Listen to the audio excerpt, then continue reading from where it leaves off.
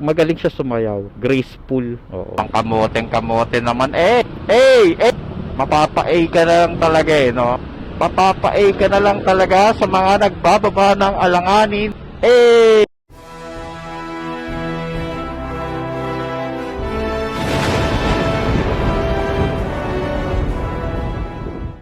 Ito ang yung Tito Odi at kayo nanonood sa Tito Moto Chismis na may konting vlog and anything under the sun. Guys, ano bang pag-uusapan natin? Since noon nakikinig ako ng lagi. Alam nyo ba yung kantang yon? Yun, pag-usapan natin ng abang tawag sa kanila, girl group. Yes, girl group. Para silang Blackpink, yan. At iba-ibang K-pop. So, ang tawag sa kanila ay P-pop, Pinoy pop. Kasi Korean pop is K-pop. Yes. Etong bining to, guys, no? Ano sila, no? Hindi lang sila bago, eh. Matagal na pala sila, no? Mula baby pa, baby. Ano sila, tawag dito? Bata pa sila, no?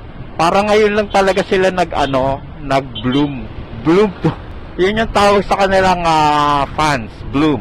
So, siguro magiging bloom na rin ako. Max. Teenager. Yes. Kasi, alam mo, in fairness magandang mga tugtog nila. Upbeat. Yes. Nakaka-inda. Nakaka-relax. Yung sobrang sikat nila, yung no?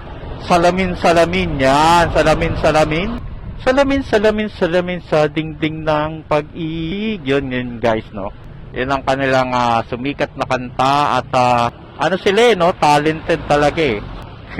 Wala akong masabi Ayan, anyway, sila ay sobrang talented at alam mo yun, yung ito ay pinaghirapan talaga nila, no? So deserve nila tong kasikatan nila kasi kung mapapanood mo yung interview nila kay Karen Davila, no? Sobrang ang dami nilang pinagdaanan, guys, sakripisyo, tapos yung na-COVID, di ba nagka-COVID, nag-stay pala sila doon sa Beanie House. Yes.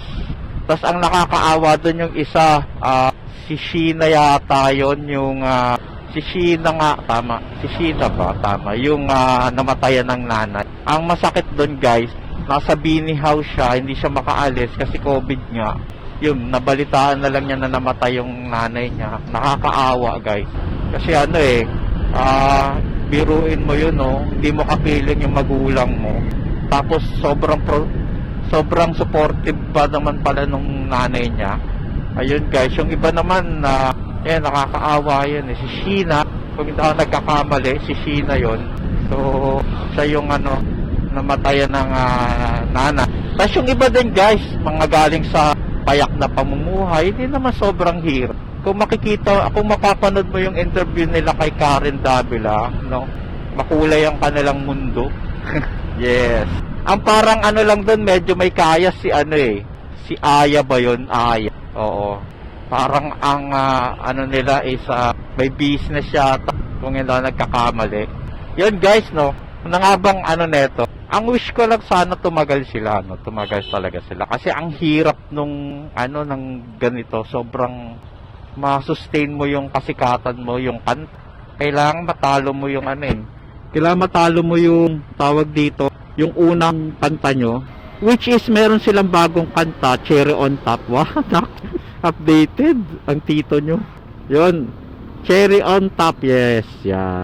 Pero yung, ang ko lang to sa Cherry on Top, no, parang may kagaya siya yung sa New Jeans. Yung tunog niya, parang kanta ng New Jeans. Ganun yung tema niya. Pero yun lang yung comment ko. Maganda siya, maganda. Cherry on Top. English. Pang yun yata yung una nilang release na kanta na sa ibang bansa sila nag-shoot. Kung hindi ako nagkakamali, which is Cherry on Top. Tapos may gusto akong kanta nila yung parang may pagka-Blackpink. Ano nga ba yung kantang yun? English yun English. Kumanta sila sa sa Wish Bus bubula daw. Wish Bus USA. Yes, ang Wish ay may galing, no? Dati Wish lang yun nasa Pilipo, putik magpapakamatay pa yata si Kuya. Chill ka lang, Brad. Huwag kang masyadong ano, kasi tayo ay yun guys, no. So wish bus, meron silang ano meron silang tawag dito kanta teka lang maganda yun pero matagal na yung kantang yun, matagal na yung kantang yun, yung English na yun, English yun English siya guys. Uy kuya, one way yan. So ayun naman to si kuya mamaya search natin yung kanta niya, maganda yun guys, paborito ko yun kasi ang ganda ng pagka-backup ni Gwen doon. Kilala no. Si Gwen yung pagka high note niya, no? Yun, maganda yung kantang yun. Puro maganda ako ng kanta no? Teka lang, search natin guys. Search natin yung maganda yun yung ending niya is magra-rap sila, magpapakilala sila. I'm Gwen, ganun. Gwen is beautiful. Yun nga ba yun? Ang galing din nung ang galing din nung composer nila ng kanta no, kasi kudos sa kanya, sa composer na yun no. Ang galing niya mag-compose ng upbeat. Mahirap yun guys, yung may upbeat. Kasi iba yung ano nito Ay puti. Woo! Baho. Yan guys. Search natin teka lang. Tatabi tayo. Para lang sabihin tatabi tayo. Kahit balik tayo sa trabaho. Feels so good. Ito guys, hanapin natin. Lagi. Saan nga ba yun? Feel good. Yun guys, feel good. Strings. Pala strings. Yan guys, pakinggan nyo yung string. Yan, malupit yan guys. Ang galing ng pagkagawa ng kantang yan. Alam nyo na dati mga sounds ko medyo rock. Yeah. Ganda ng pagkakanta nila dito. Yan guys, pakinggan yan, strings. Yan yung kinanta nila sa Wish Bus USA guys. So marami pang journey tong Bini no. So nagustuhan ko lang talaga sila kasi ang galing, talented. Although maraming mas pagagaling sa kanila, aminin natin, pero syempre bilang proud B original Pinoy no guys, kalae mo no, tumatapat sila sa ngayon sa mga K-pop, 'di ba? Tapos para silang medyo natabunan na nga nilang SB19, 'di ba guys? Kasi yung SB19 wala nang bagong kanta no. Yun ang talagang ang struggle ng mga artist Ang sobrang putok mo sa masa yung kanta mo. Yung mahirap yung maging one hit wonder ka 'di ba? Kasi halos lahat ng first album mo binuhos mo yung kanta mo. Tapos walang tapo, 'di ba? Etong Bini I think pangalawang album na yata nila to. Uso pa ba album? Kasi ang uso na ngayon parang kada single na lang Kasi may mga CD pa ba?